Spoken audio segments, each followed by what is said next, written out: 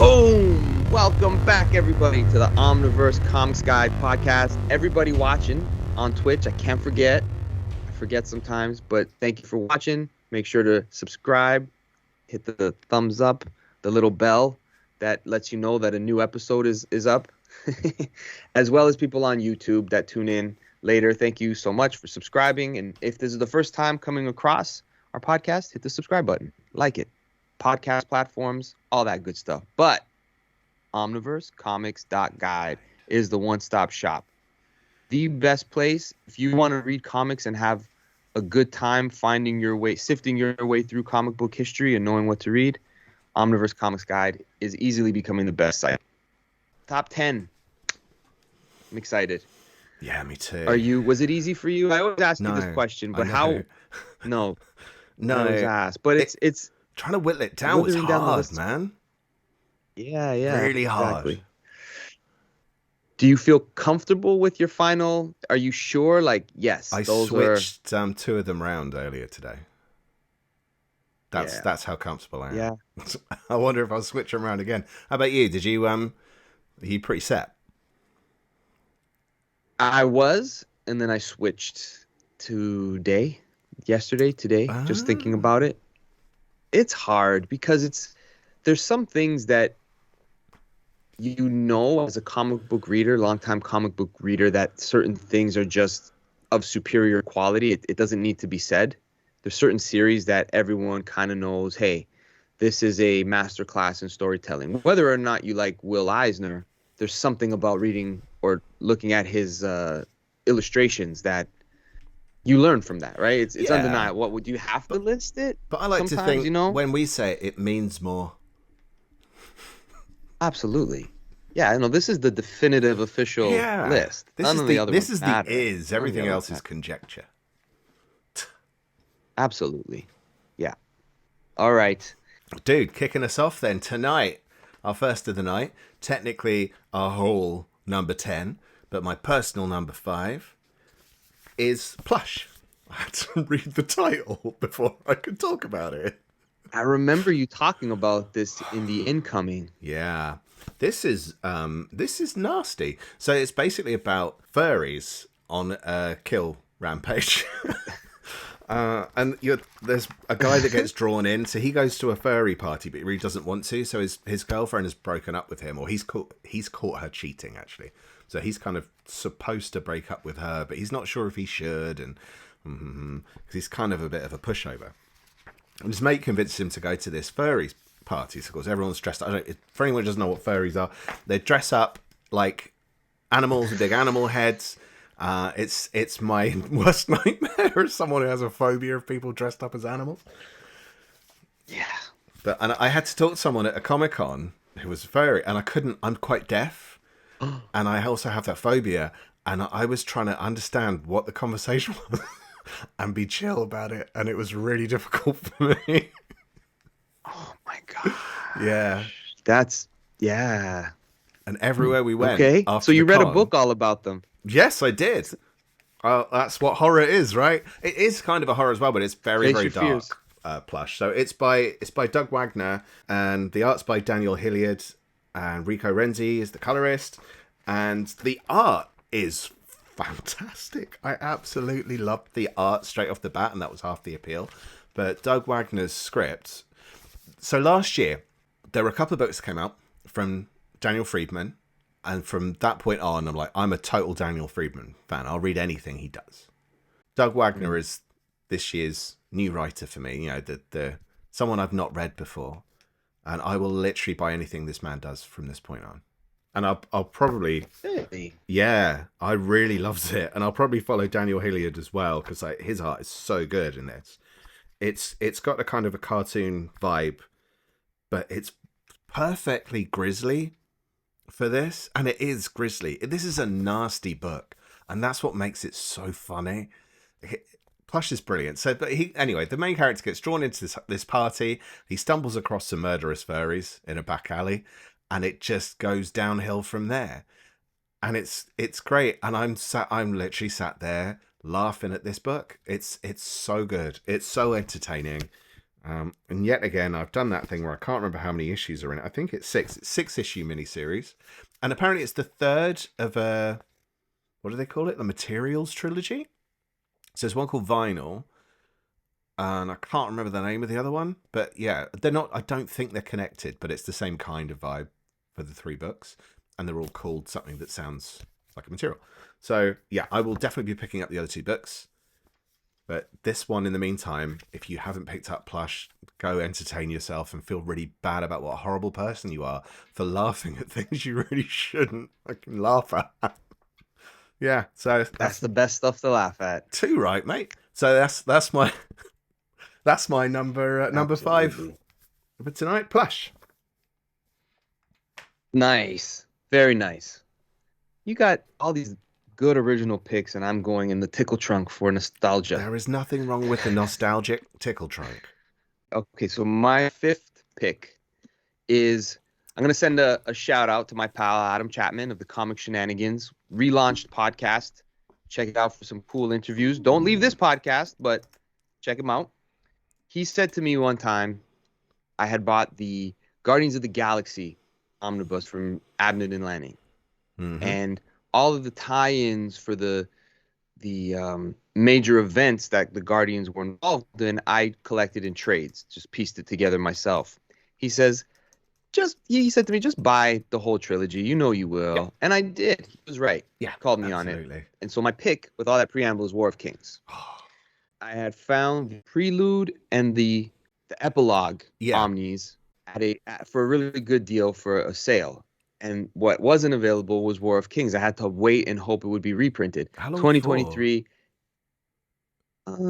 maybe a year and a bit. That's long enough. So I heard the announcement. Yeah, I did it on good faith that it would come back. And a year and a bit later, showed up, was announced, did the pre-order. It came 2023, and I snuck in reading it for this list to say that, I finished it by the end of the year. It took me a little bit of time, but I love how expansive they went from the Annihilation Conquest to the prelude. Like, all of this universe is almost its own thing, separate from whatever little things that occur on Earth 616 Marvel affect some stuff here. But in a lot of ways, you could have just been reading this stuff in its own little pocket, and it's incredible stuff. Yeah. It has the throwback to some of the things that you see in like Starlin and the Warlock and all those kind of things that people hold dear, but then it does a lot of new things as well. And it's crazy how well they were able to weave together a tale that would involve the Kree, the Skrull, of course, but now the Inhumans as well, and X-Men history. Yeah. With, Starjammers. Long lost X. Yeah. Yeah. The main villain throughout the story in this volume being Vulcan, right? Yes. Look it up, no spoiler. But really cool stuff, really high stakes. You find yourself reading characters you never thought you would. Like, I find myself being a big Nova fan. Uh-huh. Reading the War of Kings and the Annihilation and all that kind of stuff. So what's really neat about it is that if you want to read Nova and Guardians of the Galaxy and the events, they're all in here. So with that trilogy of books, you will have not just the events, but all of the series of that time. Yeah. So 25 issues of Guardians and 36 issues of Nova. It's really worth the investment of time and reading. It's the only way to collect it. A lot of fun. It's the only way, because like buying Guardians separately doesn't actually make sense. So, I mean, I did pick up that book and I sold it as soon as they announced the other collector's editions, because it doesn't make sense to read it on its own. Incidentally, dude, it doesn't. I've heard a rumor that there is a very, very accurate and precise and in-depth reading order for War of Kings on omniversecomics.guide. Really? Yes. I believe you so. Don't say. Oh, well, there you go. And you know what? It's funny is that as I was reading the series, there were moments where I'm like, this isn't the correct reading order. Yeah. They should have put this here. And I'm like, this probably bothers Dave. I wonder if there's a reading order. And lo and behold, where can you find it? omniversecomics.guide. Plug. So that's my number 5. It's an investment of time and money to get these books and read them, but it's a well worthwhile if you enjoy sci-fi, cosmic type of stories that with characters that you're familiar with, and then if you're not, it's fine because you see how they can stand on their own and be used in an interesting way. One thing I would say about it as well is like one of the things when people talk about Marvel characters that are lesser known, the best thing about having those lesser known characters is you don't know what's going to happen with them. They're not as bothered about holding on to them in a certain status quo. So literally anything can happen. And that's what makes events like that great. Throw a load of B-listers in. Explosive. Great. Yeah, it's a very fun series. Happy that the Omni came out. For a long time, it was the what I rested my computer on when we would podcast to elevate my computer just the word. And I'm like, I should probably read that book and not just use it as a something to hold my computer up. Like, what the heck? I didn't buy it for that. And I'm the same with Watchmen and toilet paper. So now, a little clue. I did drop a little clue earlier. That wasn't intended that way. My number 4, I don't generally do, like when we do our lists every month for incoming, we don't generally do those kind of mid-level books. We'll announce the first book, we might announce the last book. We generally don't do the middle level books. I mean, this is our own top 10 of the year, so we can do whatever we damn well like. So I have. Absolutely. I've got a volume 2, and it's not the end, it's smack dang in the middle. It's Bird King. What? Yeah. Yes. Bird King Volume 2. I read this in the cinema, not watching a film, or not when I should have been. So I was waiting for my daughter to come out of watching Wish, the Disney tripe, and I'm sat there in the foyer reading my Bird King, and it's just brilliant. And she came out of the cinema, I was thinking, can't they make that film longer? Because I want to finish this book. It's so good. And nice. One of the best things about it, I think. So it's Daniel Friedman and Crom. So, of course, Daniel Friedman was the writer of our number 1 last year with Carly. This is more of him, but a very, very different vibe. So Carly is that kind of, it's often compared to Mad Max, Kill Bill, that kind of thing. Bird King is your fantasy. So it's someone, it's what do they call them? Ironmonger? Someone who makes swords. Damn it, I've forgotten the words. Someone who a girl who makes swords, is trained to make swords. And she's in volume 1, she discovers the existence of this Bird King, and he seems to be alive, like he's a spirit, a giant fighting spirit, or at least he wanders. We don't know if he's capable of fighting it. In this book, he does go into action, and they go into other totems as well that I don't think they're called totems though, but other Blacksmith. Thank you, BC Scrubs. Oh, thank you. God, you think I'd know that? It's driving me crazy. Yeah, it was driving me nuts. That would have bugged me. Anyway, this is about their journey across the lands to try and get to the place where they need to be. I don't want to reveal too much because it is like the mid chapter. The best part about this book, and the reason why it is my number 4 of the year, is that every time it hits one of those tropey moments, like you get all those fantasy tropes. Every time it hits one of those trope moments, you go, oh, okay, I'll turn the page, and it's he's completely flipped it on its head. Oh, and he's done it again. And you just don't know what to expect from this. And it's brilliant. Because like a lot of the time you go like, these are the tropes. And people go, they're the tropes, so you can't not do it. And that's what happens in these books. You go like, okay. And it's kind of more about how the dialogue fits together with that. Or how the characters bounce off each other. You know, that's pretty much every story's been told by now, essentially, right? This flips it. And it made me so happy. And it was, again, it's funny. It's darkly funny to read. It's a lot more subtle than, not to knock it in any way, but it's more subtle than Plush. But just really entertaining, and just I like watching how the characters develop, and I genuinely don't know what direction the story's going to take. It's I believe it's a trilogy. So I'm waving volume 1 around. This is volume 2. So there you go. Great cover. I read the first volume. Yeah. This really, I haven't volume read 2 the second steps volume it way yet. up. So that's volume. So there they are together. Sorry, my lights kind of ruined them. Yeah. Nice. Second volume. I believe it's going to be 3, and that'll end the trilogy, I guess it will be. So, yes, Bird King, again, I don't want to reveal too much, but I was just so impressed by the way it caught me off guard. One of the things, if you do read a lot, you generally will spot the patterns, and whether you forgive it something for the patterns or not, it depends how you feel about the story. With this, it was just that constant rug pull, constantly throwing me for a loop. I loved it. It's just, that's such a way to keep me hooked in. Yeah, great stuff. Bird King, Volume 2. Nice. Like it.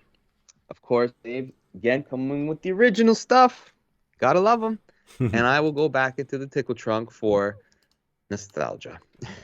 Nothing wrong with nostalgia, so, man. Number 4, nothing wrong with nostalgia. This is more of a, how would I put it? If you've read the original, what it may have been inspired by, you would feel the nostalgia, but this is a new story. And that's Superman, Warworld Saga from Philip Kennedy Johnson. I haven't followed the Superman comic line, the modern stuff, for a while, but I kept hearing just how good Philip Kennedy Johnson was doing on Superman. And the story, why I say it's nostalgic, is that if you're a longtime Superman fan, you may have remembered something called Exile, Superman Exile, and other stories, the omnibus that's been collected. And it's essentially somewhat the different way that you end up on Warworld fighting Mongol.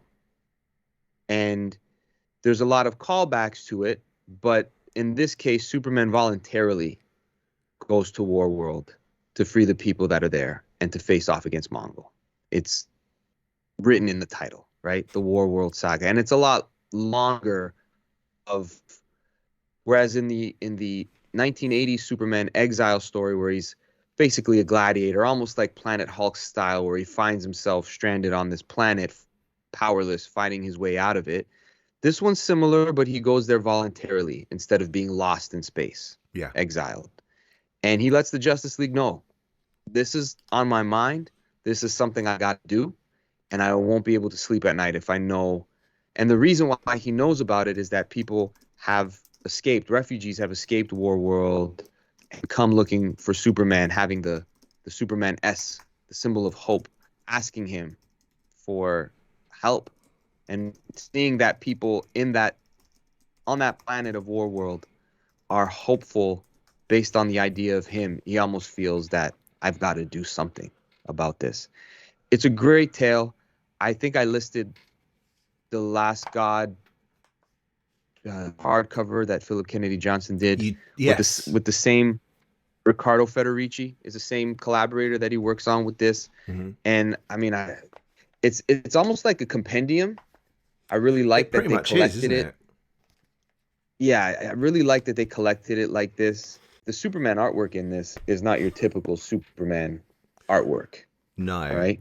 Very gladiatorial, very sort of high fantasy or what's the right word for it? Sword and sorcery style. Yeah, it does feel like that, doesn't it? He knows how to handle the characters that he's given to work with, I find. Philip Kennedy Johnson. I haven't read a ton from him, but he's slowly becoming a writer whose name I trust. And if you want to get into from all sources that are trustworthy, people are saying that the Superman family is in very good place with the last couple of years of what's been happening. And I think this is a great place to start. I didn't finish off the Brian Michael Bendis run. I enjoyed the Superman stuff. I didn't finish it, though, because I just kept hearing, like, he needs to go. He's just not right for the character.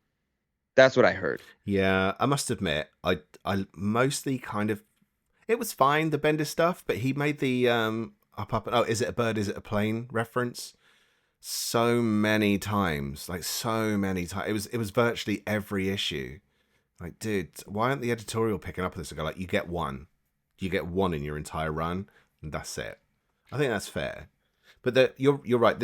I've also got the same volume, and I was going to mention it a little bit later on. But there are 2 other books that are worth picking up. Or is it 3? Oh, no, there's Kal-El Returns, which is the sequel. Well, basically, it's about him coming home. And there is a prequel book as well. But it's all... Do you know where you can find information about it, dude? Where? It's on this website called Omniverse Comics .guide. There's a full Warworld reading order and lets you know what books to pick up too. Great. Yeah, it does leave you. They did put together a book that makes you want to know how did he get here and what happens after. Very well done. I was very happy that they were releasing it and putting it out in such a chunky format where you got 700 pages of the, like you knew you were going to get something worthwhile, and it is definitely worthwhile. Check it out. That's my number 4, Superman. Another shout out to Superman. I selected Space Age last week, but again, the Superman books are in a pretty healthy place right now. No, So it why sounds not? like they are. Excellent choice. Excellent choice. It nearly made mine top 10. So I'm glad it was on yours. Your number 3. My Getting number close. 3 is a bit of a shocker for me because I thought this was going to be number 1 and then it wasn't. So my number 3 is 8 Billion Genies. I've got to show. Look, I don't know if you can tell how glittery that cover is. We were talking about gimmick covers in an episode a little while ago, but it doesn't do it justice, does it, man? Cool. But it is great. Like, I love that touch. That's really nice. 8 Billion Genies is utter insanity. Everyone on Earth gets a wish. Some use that wish immediately. Some don't. Some wish for unselfish things. A lot of people wish for selfish things. And what 8 Billion Genies does really, really well is it picks a little group of characters to track everything with that doesn't feel overly contrived. And it also jumps around the planet a little bit. So you get little groups of characters. But it shows how the world devolves into pure chaos while actually making sense. Because this could be a nightmare to read. Like when you think of it, could either be way too simple or just horrendous. But it works. This is by Charles Soule, Ryan Brown. So it's an 8-issue miniseries. Apparently they're going to make it into a TV show, which good luck. Good luck. It's going to be madness. Yeah. But yeah, it tracks what happens as people make their wishes. And there's one safe bar on the planet where everyone's immune. The bar is immune. Do you think that would work as a TV show? That bothers me that they're going to do that. I don't think it needs to be. Like, a great comic is a great comic. Recommend the comic. That's what I mean. It's one of those things that people are going to say, oh, that show sucked if they don't get it right. Yeah. And like that's based off a fantastic book that you really need to read because it gets you thinking at the very least. Yeah. If you had a wish, what would you keep? Like, what would be that thing that you would keep in your back pocket would you use it right away? Like, it's such an interesting premise. Yeah. And then when, like you said, you see it unfold, it was going to be on my list, but I thought it'd be way better for you to talk about it because you did a review early in the year. That was the reason I bought the book. But wow. It's definitely something worth rereading. It right? is. I could probably read that book 6, 8, 10 times and I'll find something new. I pretty much guarantee it. Oh, there's a nice question. So I'm Good Bread said, that sounds like a great premise. What would your wish be to us? Oh, man. No pressure. Now, decide. I think selfishly, I would probably, I guess, retire, not have to work in order to no more bills. I don't have to worry about bills and I could be creative. That'd be great. What would yours be? I would like to be a centaur, but with a dog body, so it's slightly too small, so it's funnier. Okay, everyone's got different wishes, and that's the cool thing about 8 Billion Genies. Okay. So yeah, back onto the book. It's 8 Billion Genies. It's Charles Soule, Ryan Brown, as I said. It's a nice, oversized hardcover as well. So it's not a little book. It's decent size. And it's a great read. And I think I read it fairly quick. I think I've said this about virtually everything in our top 10 list so far. I read it in pretty quick succession. I think it's one of those things where sometimes if you hold on to something and you go like, this is so good, I want to savor it. And I don't savor it. Read it and really feel the moment and get into it because there's so much going on. I think if I took long gaps from that, I'd go, sorry, what's happening now at this point? Because there is a lot happening. Yeah, that's true. So I can't imagine reading that as a monthly. Point. This is why collector editions exist. That and it looks pretty because of the glitters. Look at the glitteriness. Look at it. I want to wear that as a suit. It really is like it's what, 8 issues? Yeah, 8. like that. It's not super long, but it's the perfect length of storytelling real estate that Charles Soule and Ryan Brown used to get to make everything work. And it does follow I remember now as we talk about it, it does follow a timeline. That's a really cool cut, by the way. Oh, thank you. Nerd. Cheers. Oi. New in the Omniverse, sir. What is new in the Omniverse? Now, there's a question. Well, it's funny you should ask, Mr. Erickson. So, we've got the top 10 George Perez episodes gone up. We've got a quick catch-up with Megan Fitzmartin, who's the writer of Tim Drake Robin. She's also written Dark Crisis, Young Justice. And then it's something called the Top 20 Collected Editions 2023 Part 1. I don't know what that's about. Events-wise, we've got Deadly Nights, which is the Punisher Batman crossover, so it's a fairly short one. Features-wise, we've got the UK Comic-Con tracker for 2024. All of the UK Comic-Cons should be on the list in chronological order, so you can have a little look at what's coming up this year, see if there's a con you want to go to. We will be at MCM this year. I don't know which one. I don't want to say yet. I do know which one. But we will be at MCM this year. MCM was crazy. I highly recommend it. It was so much fun, man. And likewise in Canada, I believe Eric will also be considering some con time. But again, all to be revealed. Finally, the very first news roundup. Jump on, take a look. You are the king of the OCD reading order, people. The OCD on the OCG.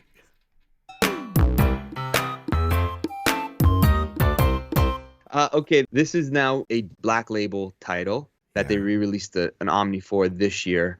It's so clever. It is a double agent who's been put undercover and became so undercover like a Donnie Brasco. He doesn't know who he's really working for, and you're not sure anymore who he's really working for. It's dark. It's gritty. It makes you question your conscience sometimes to wonder, like, how much do you want to be good at your job that you're willing to be bad? Holden Carver is a double agent without a choice. And there's one man, John Lynch, is the only man who knows his mission, and he's in a coma. So the criminal, Tao, who's the criminal mastermind, whose organization Carver has infiltrated, is growing suspicious or maybe just playing a particularly cruel game of cat and mouse. So the side that he's a double agent for knows that he's both teams know he's becoming a snitch, but he feels he's got integrity. It's interesting. Wow. It's a page turner. It's a lot of fun. I highly recommend it. It's an older Ed Brubaker series. I think it came out in the early 2000s. Wow, because it was a Wildstorm book originally. It's set in the Wildstorm. I think that's what it was. Yeah. Yes. And then I think they released it because I've got the Vertigo Omnibus, so it was one of the first DC Omnis I bought, and I've had it for years, and I haven't read it. 2002. 2002. Yeah. Jeez. 2002 to 2005. Yeah, great book. It's a reprint. But I loved it so much that as soon as I read it, at the beginning of the year, I said, that's making my list somewhere. So I just wanted to send it a shout out because it's, again, if you haven't read it, well worth it. Sleeper, Omnibus, Ed Brubaker, Sean Phillips, can't go wrong. Are you ready for me to take a number 2? I'm ready. Yes, I thought 8 Billion Genies would be number 1. Then I thought, you know what? It's got a nice, secure place at number 2. No, mate. No. Do you know why? Manifest Destiny Deluxe Edition came out. Look at the chunk on this. Oh, God. This is just fantastic. And one of the best things about this book as well, it's so consistent. You know, when you get quite a lengthy book, sometimes there are little peaks and troughs. Nope. It's a high plateau all the way through. Great. Just so good. So it's about I'm going to do a U and do the right thing and read the description. So it's set in 1804. Captain Meriwether Lewis and Captain William Clark set out on an expedition to explore the uncharted American frontier. This is an untold story of what they discovered lurking in the wilds. And you think and I remember seeing the covers for it, and I remember people talking a little bit about it when the trades were coming out. And I thought yeah, I don't know. I mean, it's like a historical piece. That would be interesting. You don't see many of those, as we talked about last week with Dead Romans. It's not quite that. The giveaway is all the weird little skulls and stuff on the front cover. Fairly quickly, they encounter some kind of bull centaur. So each story arc, they encounter different freaky creatures. whether it be like That's some cool. kind of monstrous toad thing or strange bird creature. And also, in the meantime, of course, they've got the men on the boat going a little bit nuts, and they take on board extra people as well when they save a group of people out. I don't want to spoil too much.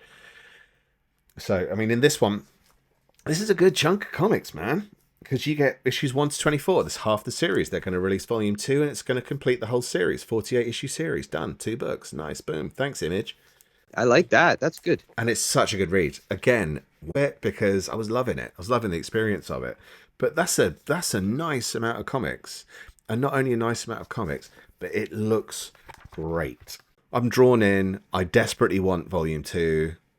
And that's the thing that pushed it up for me. It's such a fun read, and the characters are so strong, and there's such a mix of characters. You don't know who to trust. You don't know who you like. Like, it's... This was such a fun read. And nope, again, couldn't put this down. I was finishing work and I was like, hi kids, here's your food. Eat up. I'm going to read the next chunk. Nice. Yeah. It's great. It's I like a very that. entertaining book. Can I take a number 2? You can take a number 2 anytime you like. I'm going to talk about this book because, I mean, some people might say it's a hidden gem. I'm not sure about that. Some would disagree. And it deserves to be on like a higher platform than a hidden gem because it's that good. Like everyone needs to know about this book.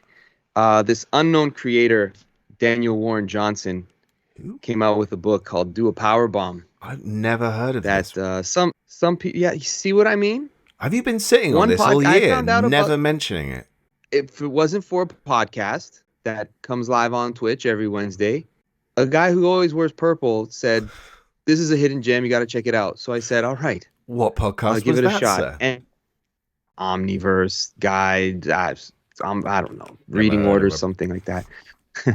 But if you've listened to the show enough, you've heard me talk about how much I love Daniel Warren Johnson's work across the board. And, you know, I'm a wrestling fan, old school wrestling fan. And this scratches all of those itches of my comic book fandom, as well as like just fun comic book storytelling. During the pandemic, Daniel Warren Johnson got into a very specific wrestling program from Japan, which has a lot of history and sort of showmanship connected to it. You can tell that it was a big inspiration for him. And for somebody who got into wrestling recently, and the way he wrote the book and presented premises as far as like wrestling storylines go, and everybody knows that professional wrestling is a predetermined thing, but a lot of what the performance...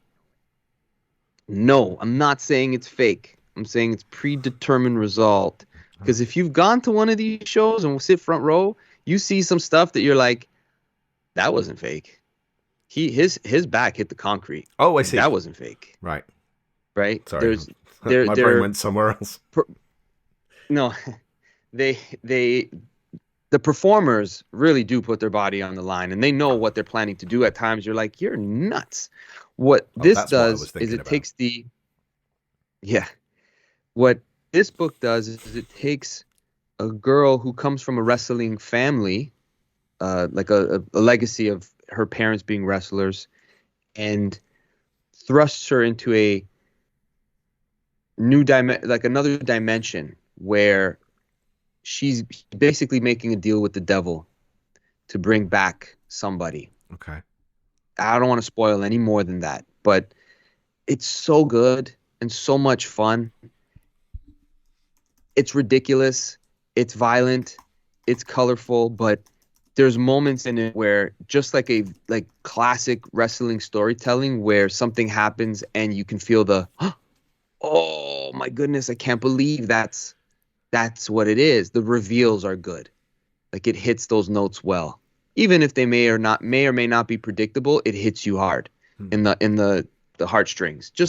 And that's kind of the magic of Daniel Warren Johnson's work, is that he can take really silly premises or genres and find a way to make something even like Murder Falcon make you shed a tear when it's just a metal guitar player with his metaphoric superhero that when he shreds on the guitar, he gets power. Like he finds a way to make all that stuff work. And nothing changes with this Wrestling Tournament Tale. Do a Powerbomb. Great book. I mean, nice. It had to be listed. It was a surprise. I couldn't help myself. I wasn't sure what that was going to be. Do you know what, though? If it comes out in deluxe this year, it might be in next year's top 10. I'm really interested to get your take on it, because you, one, love comic books and you've got good taste in comics, but also would be something that you always kind of tease me about because I love wrestling so much. You're like, who won? Did you win? Every time I go watch it. So I'd love to see how you react to the storytelling of it. Are you tempted by his Transformers? Because that's been on a lot of single issue lists this year, or for 2023. To be honest, Dave, anything Daniel Warren Johnson makes, I'll give it a try. I will. And there's a certain aesthetic that his art has that's just fun. You know what you're getting. And he never sticks around. Like, he never overstays his welcome as well. He makes those actual, I guess what you could call graphic novels, where it's 7-issue story. It's 9 issues. That's what I have to tell it. And I'm putting it in 9 issues because that's what's going to be released in the stores. But if they would just let me put it out in a book, he probably would. Kind of like Daniel Friedman with Bird King. Yes. Right? Yeah. So do a Powerbomb. Everyone's teased me all year about the fact that I made it a hidden gem, but it's not. I know. It's a top 10. It's a great book. Definitely check it out. I'm looking forward to reading it. But yeah, I'm just holding out for that deluxe. So fingers crossed we'll see it this year. You got your number 1 ready? It's time. It's time. I mean, I don't even know what it is. Dude, let's be fair. I kind of said what it was going to be about 2 weeks ago, I think. I know a lot of people do their top books of the year in late December, but like there's still stuff coming out. So too early. I know people want to beat everyone else, and I understand, blah, blah, blah. Anyway, part of the reason why we did it a little later and we're doing this right now is because I was desperately waiting for this book to come out. Desperately waiting for it. I know what you got. It's been a 2-year wait because it was due out the end of last year, and then there was a print error, so I had to pulp it. And it finally arrived. I think I got it after Christmas. I can't remember. Anyway, Kaiju Max Deluxe Edition, Volume 3, wraps up the whole series. Each series is a 6-issue miniseries. So it's Kaiju Max, and it's Kaiju Max Season 2, Season 3, Season 4, Season 5, Season 6. This is 5 and 6. So 12 issues in one book with little teethies on the side. I love those teethies. I'm going to make them eat you. So it's beautifully produced book. I will compare it to A Summer's Day or a trade paperback, depending on, ignore the fact that it's Underworld Unleashed. So there you go. That's a comparison of sizes, because that's what men like. It's a beast.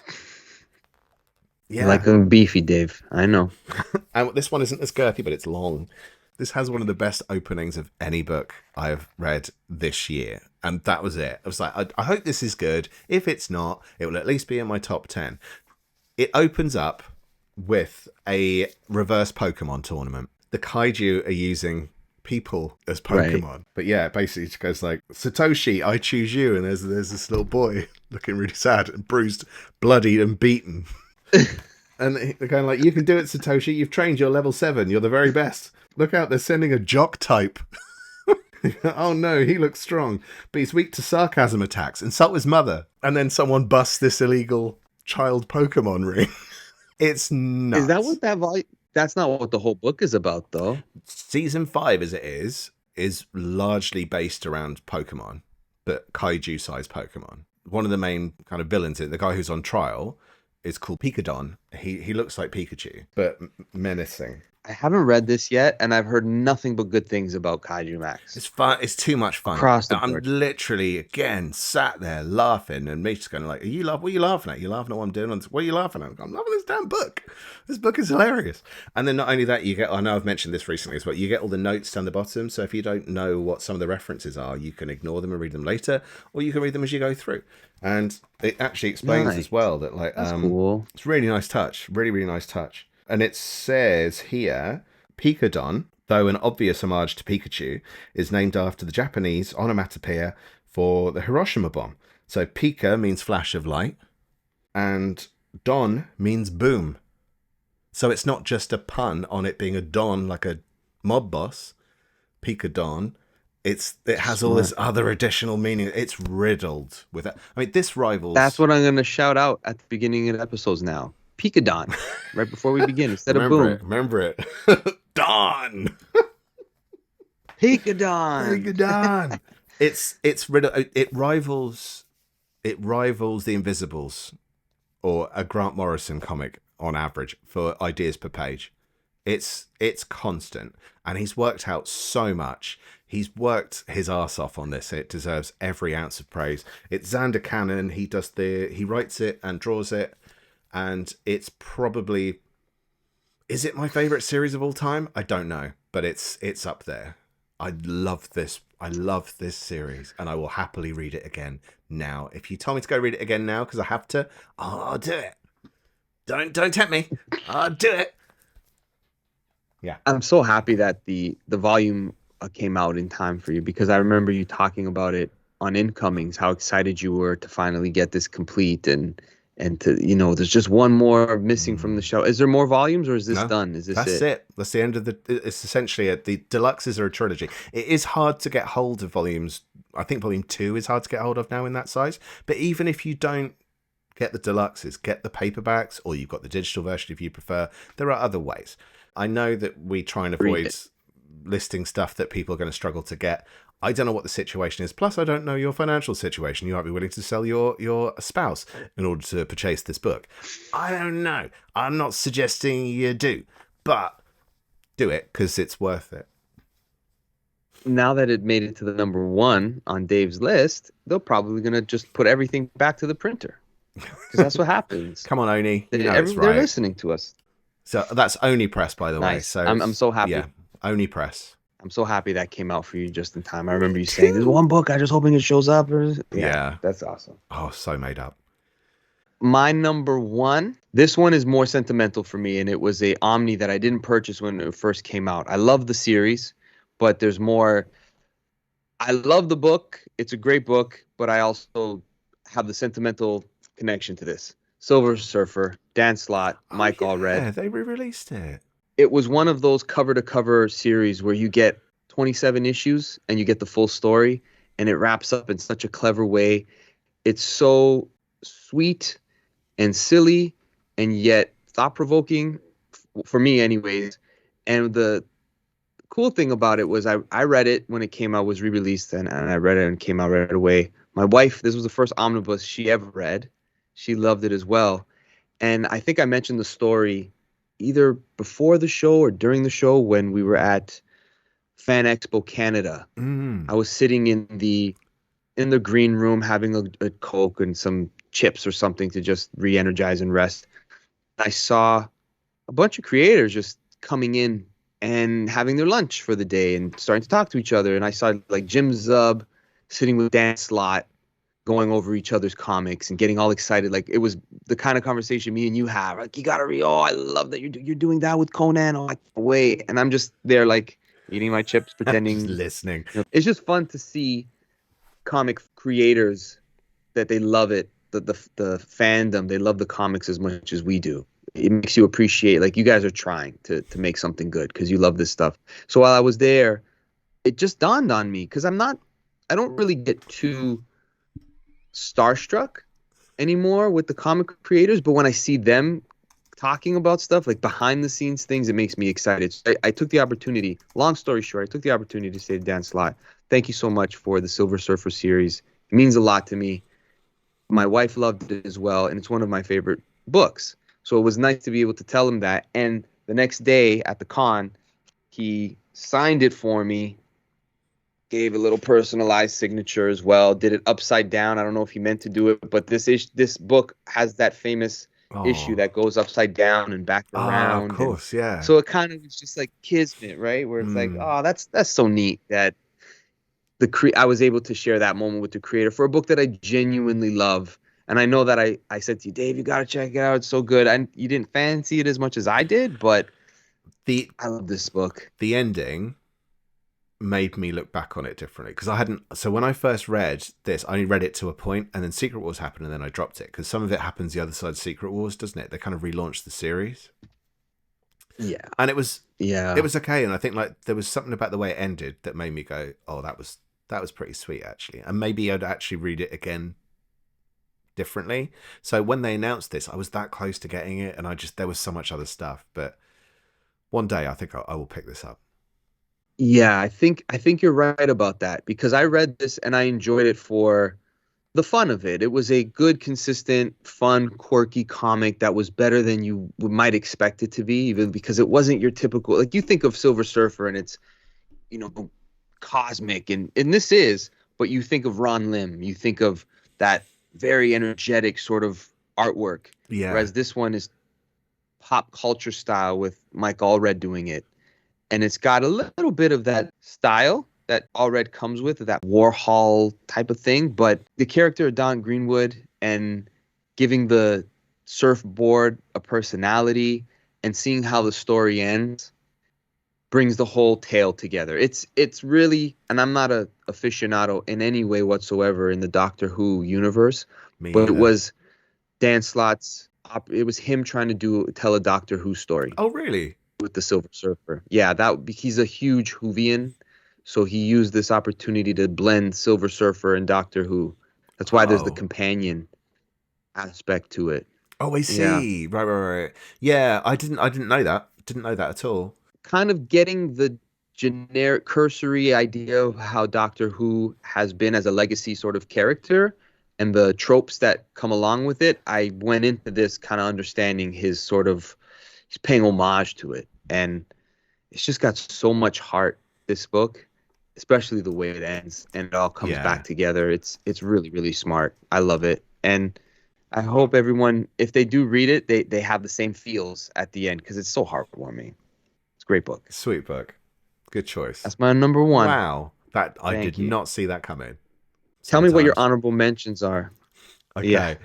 So I'm going to start with one that was actually 2022, but I think I got it right at the very end. This is Our Encounters with Evil and Other Stories from Mike Mignola, Warwick Johnson-Cabwell. I love Warwick Johnson-Cabwell's art. It's not really in the Mignola vibe. It's kind of a lot rougher around the edges. There's real character to it. But that's a nice little spooky one. They re-released The Complete The Killer this year because of the release of the film version on Netflix by David Fincher. It's so clever. It's fascinating.